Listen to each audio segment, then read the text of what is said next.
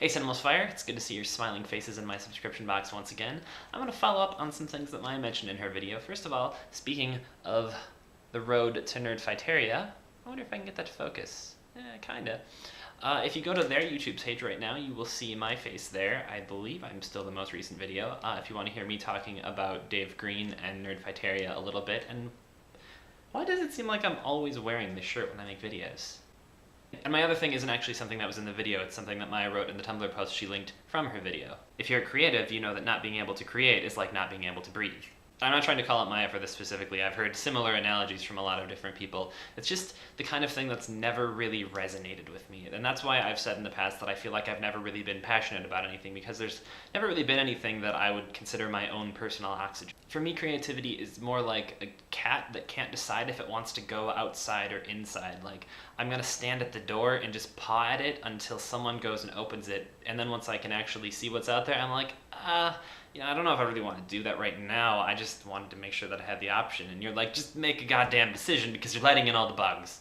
So for me, not being able to create isn't so much like not being able to breathe as it is like a chesty cough that you've had for a while and you're like, I should do something about this, but nah, it'll probably go away on its own. And obviously I'm making videos here because I do have the desire to create something. It's like every time I have an idea, it's attached to a little alarm bell somewhere in my brain and it just randomly goes off at different intervals. And once I make it, it shuts off that alarm. So there is some catharsis in creating something.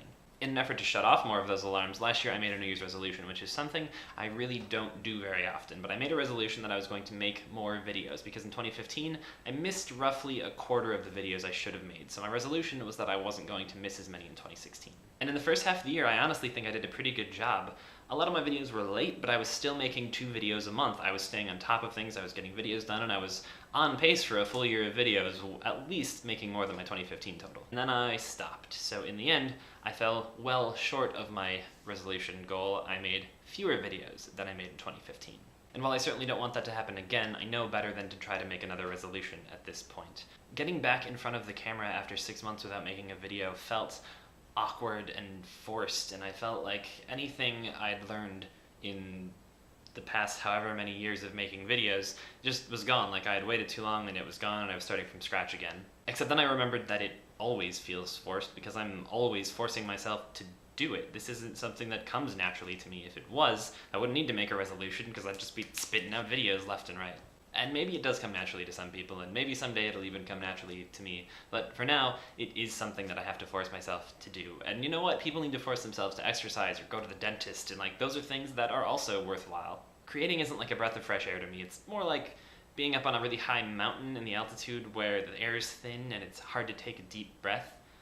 But, you know, as long as I keep wanting to go up there, I might as well see what I find. Oh man, all of these long analogies are really getting to me. Welcome back, we are Cinemal's Fire. Happy New Year, and I'll see you again soon.